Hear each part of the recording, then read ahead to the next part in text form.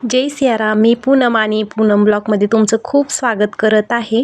मी अशा परम पावनभूमीत आलेले आहे, जी माझ्या सद्गुरू माऊलींची पावनभूमी आहे. खरं तर हे एडिटिंग करताना म्हणजे की व्हॉईसवर देताना पण मला अक्षरशः डोळ्यातून पाणी येतं, कारण एवढा छान क्षण आपण आज अनुभवला आहे आयुष्यात, आणि तोही माझ्या मिस्टरांबरोबर. पहिल्यांदाच माझे मिस्टर मी आणलेले आहेत गुरुमाऊलींच्या दर्शनासाठी, आणि छान असं सकाळ सकाळ आम्ही आंघोळ्याही केल्या, फ्रेश झालो आणि आम्ही पोहोचलो आता दर्शनासाठी. आरतीसाठी आम्हाला जायचं होतं.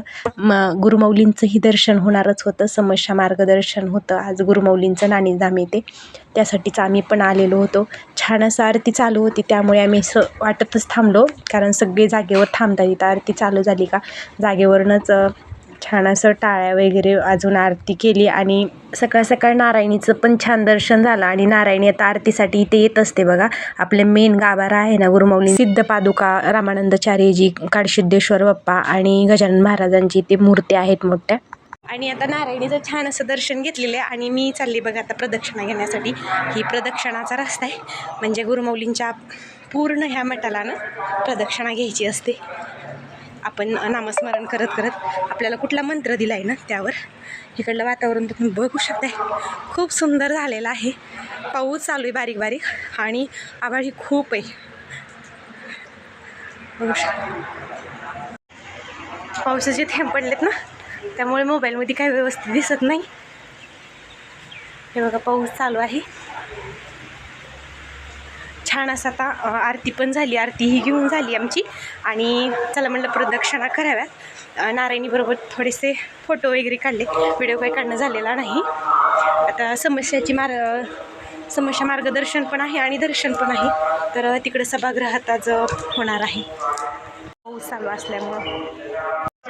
हा जो रस्ता आहे ना संतपीठाकडे जाणारा आहे. गुरुमाऊली इथूनच वर चढतात संतपीठावर जाण्यासाठी. तिथलं छान असं पायरीचं दर्शन घेतलं, कारण आपली गुरुमाऊली इथूनच जाते. आपल्या गुरुमाऊलींचा रस्ता आहे तो. प्रत्येक क्षण ही आनंदाने अनुभवला. खरं तर आपली गुरुमाऊली, आपण इतक्या दिवसातनं गुरुमाऊलींच्या भेटीसाठी आलो ना, तर मनात अगदी उत्सुकता होते. आपल्या सगळ्या जे माझ्याबरोबर होते ना, माझे मिस्टर होते, माझी लहानी मुलगी होती, आणि हे आजी आजोबांना तर अंबेजोगाईहून आले होते. ह्यांची आणि आमची बसमध्ये भेट झालेली. हे दोघं तर पहिल्याच वेळेस आलेले होते, आणि गुरुमाऊलींच्या कृपेने आम्ही त्याच बसमध्ये होतो. त्यांनाही खूप छान वाटलं गुरुमाऊलींकडे, म्हणजे आपल्याला कोणीतरी सोबत आहे, आणि आपल्याला जे काम म्हणजे कसं कोणीतरी माहिती असल्यावर नंतर कसं जरा बरं वाटतं की ह्यांना सगळी माहिती बाबा, की चला यांच्या पाठीमागं. माझी दुसरी तिसरी वेळ होती, आणि यांची ना मी यांना म्हणजे माझ्या मिस्टरांना पहिल्यांदाच आणलेलं होतं. पण खूप सुंदर दर्शन झाले, आणि आम्ही आता राम मंदिराकडे आलेलो होतो. राम मंदिरातलेही सुंदर असे दर्शन घेऊन झाले, आणि चला म्हटलं आता नातांच्या माहेरी जाऊ. नाणीधाम म्हणजे नाणीजमध्ये ना नातांचं माहेर आहे, म्हणजे की गजानन महाराजांची तिथं पण हे केलेली म्हणजे मूर्ती आहे खूप छान अशी. तिथेही दर्शन घेतलं, आणि हे आहे बघा राम मंदिर. इथं साईडला ना शिवाजी महाराज, जिजाऊ माता आणि मावळे आहेत, आणि तिथेच महादेवाचं पण मोठी अशी मूर्ती, आणि ती चोहीकडून पाणी, आणि त्यांच्यानं म्हणजे की चंद्रकोर असते ना डोक्यावरती, काय म्हणतात त्याला, जटाजटेतनं चंद्रकोर, म्हणजे त्यातून पाणी पडतं, आणि ते साईडला सगळं पाणी साठलेलं असतात. आम्ही नातांच्या माहेरी चाललोच होतो दर्शनासाठी, तर तेवढ्यात जोराचा पाऊस आला, आणि आम्ही इथं आल्यापासून ना पाऊसाला सुरुवात झाली. आम्ही रात्री इथं 1 वाजता पोहोचलो, 1-1:30 वाजता पोहोचलो रात्रीच्या, आणि सकाळी म्हटलं चला आज छान असं यांना सगळ्यांना दर्शन घेऊन नातांच्या माहेरातून. परत गुरुमाऊलींचं पण आजही आम्हाला दर्शन होणार होतं, त्यासाठी मग ह्यांना ना आधी म्हटलं चला आधी आपण नातांच्या माहेराकडून येऊया, म्हणजे कसं गावात नाणीजमध्ये ते जावं लागतं. गाव इथून थोडंसं गाव जास्त काही लांब नाही, 15-20 मिनटात लगेच येऊन जातं. रिक्षाने 10 मिनटात येऊन जातं. नाणीजधामपासून रत्नागिरी 25 किलोमीटरच आहे, म्हणजे की आपण जवळ कोकणातच आलेलो आहेत, आणि कोकणातला अनुभव खरंच खूप छान. इतकं तर बघायला भारी वाटतं ना कोकणात, आणि त्यातली त्यात गुरुमाऊलींचा मठ एकदम अतिशय. माझ्या तर मिस्टरला, तुम्हाला खरं सांगते, माझ्या मिस्टरला तर एवढं कौतुक वाटायला लागलं की म्हणले कसं उभा केलं एवढं डोंगरावरती. ह्याला डोंगर नावच ठेवलेलं नाही, कारण एवढे मोठे बांधकामं तिथं झालेले. आणि हे ना कौतुक केल्यावर माझ्या डोळ्यातनं अक्षरशः पाणी आलं, आणि माझं मन अगदी आनंदी झालं, कारण आपण आपल्या मिस्टरांच्या तोंडातून गुरुमाऊली एक व्यक्ती नसून शक्तीनं, हे त्यांनाही पटलं कुठेतरी. चांगलं म्हणजे असं शक्य नाही ही गोष्ट, एवढी छान माऊलींनी करून दाखवली. यांच्याही म्हणजे तोंडातून ऐकल्यावर मला पण खूप मनाला समाधान वाटलं. म्हटलं इथं येण्याचा हेतूही पूर्ण झाला, कारण यांच्यात मुखात ऐकायचं होतं मला की काय म्हणतात ह्या मठाबद्दल किंवा आपल्या स्वामीजींबद्दल. आणि काय हो अशक्य आपल्या परब्रह्माला. गुरुमौली आहे तर साक्षात परब्रह्म. त्यांनी असे 12-13 पीठं निर्माण केलीत आणि एकापेक्षा एक खूप सुंदर पीठं निर्माण केलीत. आम्ही आत्ता पोहोचलो बघा. आत्ता पाठीमागे जे दर्शन झालं ना ते आपलं नाथांच्या माहेरातलं दर्शन झालं. तिथं समोरच नाथांचं माहेर होतं. छान असं तिथलं दर्शन घेऊन खूप जोराचा पाऊस आला म्हणून म्हणलं चला हॉटेलमध्ये जाऊन थांबावं. चहा वगैरे घेतला आणि तोपर्यंत एवढा जोराचा पाऊस आला की आम्हाला 10 ते 15-20 मिनटं तिथंच थांबावं लागलं. आणि तोपर्यंत जो का रिक्षा होता ना आम्हाला सोडलेला इथे म्हणजे नाथांच्या माहेरी, तो रिक्षा निघून गेला. आणि मग काय एवढा पाऊस होईपर्यंत म्हणलं इथंच थांबावं. आणि इतका जोराचा पाऊस आलेला, सगळं हॉटेलमध्ये पाणी पडायला लागलेलं. आणि तिथली माणसांची किती म्हणजे गैरसोय. त्यांचे घरं आपल्या इकडं कसे मोठे काँग्रेस सिमेंटचे बंगले असतात ना, त्यांचे असे बंगले नसतात. आणि इकडं बघा हे किती साधे सिंपल यांचं राहणं. खरंच यांना बघून ना तर खूपच कौतुक वाटतं. आणि त्यांनी त्यांची परंपरा कशी जपली नाही तर ह्यातूनच कळतं. त्यांनी बघा ना किती सुंदर त्यांचं घर आहे. असं वाटतं किती कोकण छान आहे. आणि त्यांच्या दारापुढे फणसाची झाडं, परत काजूची झाडं ही खूप तिकडे न तर सगळ्या डोंगरावरती. आपल्याकडे कसे वेगवेगळ्या नमुनीचे झाडं बघायला भेटतात ना, तिकडं सगळे फळांची झाडं असतात. नारळ, आंबे, काजू, सगळे तीच झाडं बघायला भेटलेली तिकडं. आणि एवढा जोराचा पाऊस झाला असल्यामुळे ना रिक्षाही गेलेला होता म्हणून आम्ही चालत निघालो. आता म्हणलं चला आपलीही थोडासा व्यायाम होईल आणि छान असं कोकणात आलं तर निसर्गाच्या सान्निध्यात निसर्गाची छान अशी आनंद घेत आपण चालूयात म्हणून आम्ही चौघं पण म्हणजे चालत निघालो. आणि जोराचा पाऊस झाल्यामुळे सगळ्या रस्त्यावरती पाणी होतं. रस्त्याच्या खालून पण पाण्याचा नुसती छोट्या छोट्या, आता आपल्या इकडं ओढेही बोलतात, तिकडं काय बोलतात काय माहीत नाही. स्वामीजींच्या तर तोंडातनं मी ऐकले पर्या बोलतात त्यांना. छोट्या छोट्या पर्या आमच्या इथून वाहतात असं बोलतात. मग तिथून खूप सारं लाल कलरचं असं तांबड्या कलरचं पाणी सगळीकडं वाहत होतं. आणि खूप सुंदर असं घरं पण बघायला भेटली. नारळाची झाडं, काय सांगू तुम्हाला, ते विलक्षण एक तेज तिथं वावरतं गुरुमौलींच्या कृपेने खरंच. आणि गुरुमौली सारखे संत त्या भूमी जन्माला आलेत म्हटल्यानंतर तर काय बघायचंच काम नाही. सुंदर असा आनंद घेत आम्ही आता मठाच्या थोडंसं जवळ जाणारच होतो. नाथांच्या माहेरापासून मठावर जायला आम्हाला पूर्ण अर्धा तास लागले होते. म्हणजे 30 मिनिटात आम्ही वर सुंदरगडावरती पोहोचलेलो होतो. आणि खरं सांगू का, व्हिडिओ काढण्याचा मोह काय आवरतच नव्हता. असं वाटत होतं किती छान निसर्ग, ह्या निसर्गापुढे न अगदी स्वर्ग सुख ही फिकं पडून एवढं सुंदर निसर्ग वातावरण झालेलं. आणि पाऊस तर ना क्षणातच नुसतं असं बदबद पाणी व्हायचं. म्हटलं किती पाऊस जोरात येते. आणि असं की वाऱ्यासोबत नाही, शांत एकदम पाऊस पडायचा आणि लगेच पटकन पाऊस ही थांबायचा आणि लगेचच थोडंसं ऊन की लगेच थोडासा पाऊस, असं सतत नेहमी चालू. आणि वाटत फणसाची झाडे बघायचे, त्याचे व्हिडिओ काढायचे, त्याचे फोटो काढायचे. आपल्याला आपल्या इकडे जे काय फळ नसतं ना त्याचं आपल्याला किती कौतुक वाटतं. आणि तिथं अगदी बुडाला खाली जमिनीला टेकून असे फणसं खूप मोठे मोठे लागले. नाथांचं माहेर ते नवीन मठ म्हणजे की सुंदरगड. आमची थोडीशी दिंडी घडल्यासारखीच घडली, कारण आम्ही तिथून नाथांच्या माहेरापासून जे गेलो ना ते सुंदरगडापर्यंत चालत गेलो. म्हटलं दिंडी घडल्यासारखं झालं. आणि छान असा निसर्गाचा आनंद घेत आणि आपल्या गुरुबद्दलची महती सांगत गुरुमौलींचे एवढे मठ येतं, गुरुमौलींचे एवढे पीठ येतं आणि गुरुमौलींचे प्रत्येक पीठावर कुठल्या कुठल्या देवता आहेत हे यांना सगळं सांगत होते. आणि एवढंच काय, आता माझे मिस्टरनं एवढंच नाणीधामचा मठ बघूनच एवढे म्हणजे त्यांना ही वाटलं, म्हणजे काय म्हणता येईल त्याला, मला काही सांगता येत नाही, पण खूप असं त्यांना आनंद वाटला आणि वेगळेपणा वाटला. खरंच गुरुमौलींना किती अशक्य आहे, एवढं मोठं डोंगर म्हणजे डोंगराचा आकार त्याला ठेवलेला नाही, एवढा छान असा मठ बांधलेला आहे गुरुमौलींनी, म्हणून त्यांचं कौतुक म्हटलं. एवढंच काय, असे 12-13 पीठं गुरुमौलींनी निर्माण केलेत आणि प्रत्येक पीठावर वेगवेगळी देवतांची स्थापना केलेली आहे. म्हणजे कुठेही जा, सिमुरगव्हाणला गेलं तर दत्त महाराज दिसतील, गोवा पीठावर गेलं तर शंभू महादेव दिसतील, असे प्रत्येक पीठावर वेगवेगळी देवतांची स्थापना केलेली आहे. सुंदर वेली वृक्ष पाहून मनाला अगदी समाधान वाटत होतं आणि असं वाटायचं की आपण आपल्या गावाकडे जाऊच नाही, इथंच राहावं गुरुमौलींच्या सान्निध्यात. एवढं म्हणजे खूप छान आनंद वाटायला लागलेला गुरुमौलींनी पाहून. आणि आम्ही आता फायनली सुंदरगडावरती पोहोचलो आणि श्रींची ललित पूजा इथे बोर्ड लावलेला आहे. ज्यांची कुणाची इच्छा असते ना ललित पूजा करायची, त्यांनी काहीतरी थोडेसे पैसे भरायचे आणि ती ललित पूजा करायची. ही ललित पूजा फक्त जगन्नाथपुरीला एक होते आणि आता गुरुमौलींनी सुरू केली ही नाणीधाममध्ये. अशी ललित पूजेचं फळ खूप छान मिळतं, गुरुमौलींचा आशीर्वाद मिळतो आणि ती पूजा 3 ते 4 तास चालते आणि खूप सुंदर असं त्याचं फळ मिळत असतं. आपल्या गुरुमौलींच्या तर 42 प्रकारच्या सेवा आहेत, विनामूल्य, कुठलीही 1 रुपया न घेता त्या सेवा विनामूल्य अहोरात्र चालू आहेत. पहिले आम्ही आलो आता आणि लगेच गुरुमौलींच्या दर्शनासाठी लागलो. दर्शन वगैरे झालं आणि इकडं ना आम्ही आता जेवणाच्या रांगेत थांबलेलो आहे. तिथे एक टोकन घ्यायचं असतं. ते टोकन कशासाठी घ्यायचं, तर टोकनसाठी काही पैसे लागत नाहीत किंवा प्रसादासाठी काही पैसे लागत नाहीत, परंतु किती माणसं आलेत बाबा इथे आणि तेवढ्यांचा स्वयंपाक बनवण्यासाठी ती टोकन पद्धत आहे. म्हणजे की टोकन घ्यायचे, म्हणजे त्यांना कळतं एवढी माणसं आलेली आहे, त्यांनी तेवढ्याप्रमाणे त्यांना स्वयंपाक बनवावा लागतो, त्यासाठी तो टोकन घ्यायचं असतं आपण. आणि आम्ही असं जेवणाच्या रांगेत थांबलो की एवढा जोराचा पाऊस आला, आम्ही सगळे जागेवर भिजलो.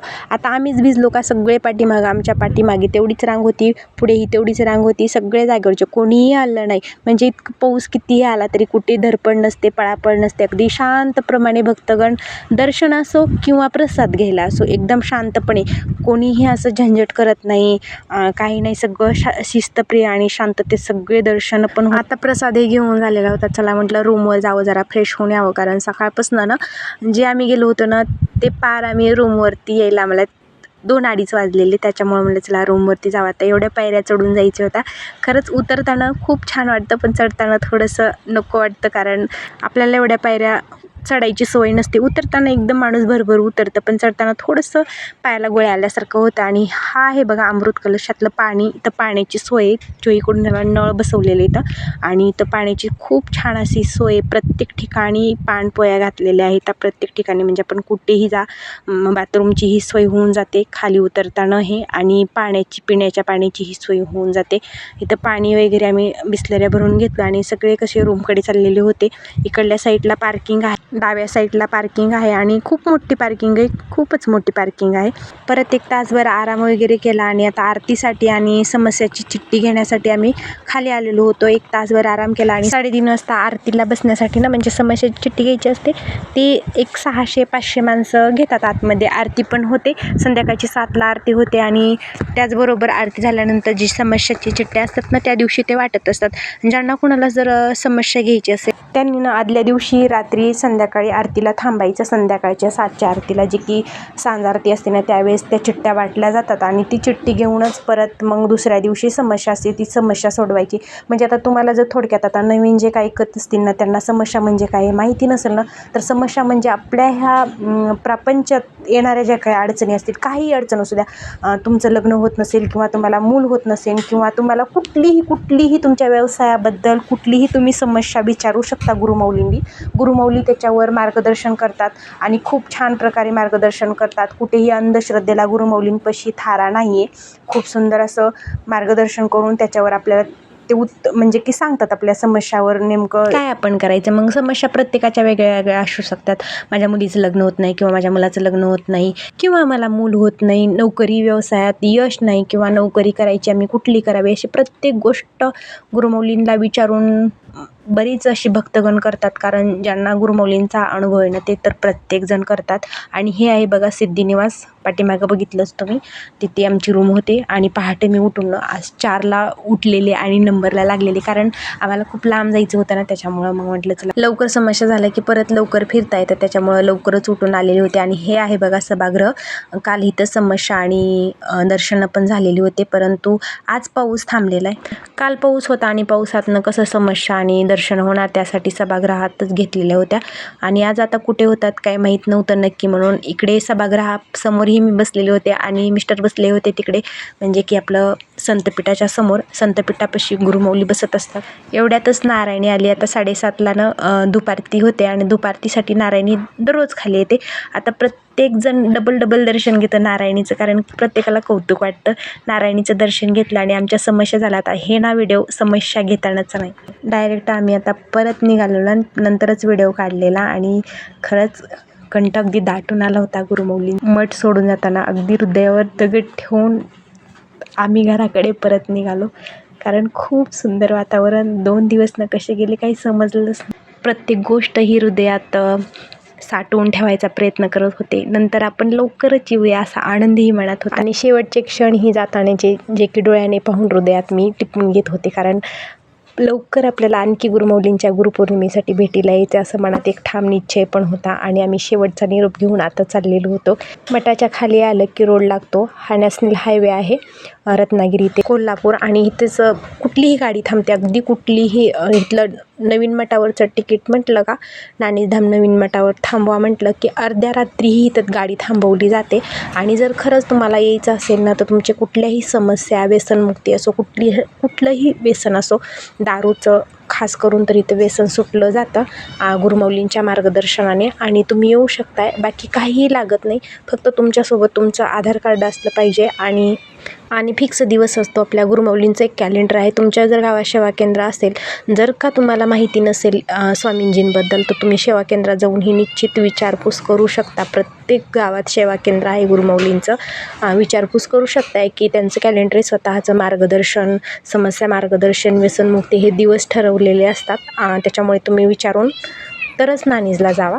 कारण असं कधीही माऊली तिथं भेटत नाहीत, कारण खूप 13 पीठावर त्यांना जावं लागतं आणि सगळीकडले कामं पाहावे लागतात. त्याच्यामुळे माऊली तिथं नसणार, म्हणजे व्यतिरिक्त तारखेला ज्यावेळेस त्यांची तारीख असेल ना, त्यावेळेस इथे नक्कीच तुम्हाला भेटतील स्वामी. आणि मग आम्ही असं खाली येऊन बसलो, बसची वाट बघत बसलेलो होतो. तेवढ्यात एक 4 व्हीलर भेटली.